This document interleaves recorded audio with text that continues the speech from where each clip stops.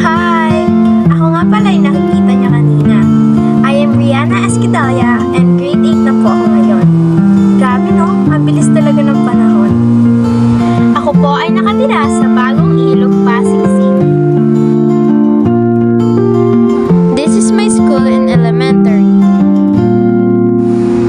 I just turned 13 on May 12. Also, I am the youngest among my siblings, and we are 8 in the family. These are my parents. This is my thoughtful and responsible dad, Roy Gedaya. Siya po ay isang OFW sa Qatar at ang nagkakayod sa aming pamilya. Well, this is my loving mom, Ana Risa Esquidalla.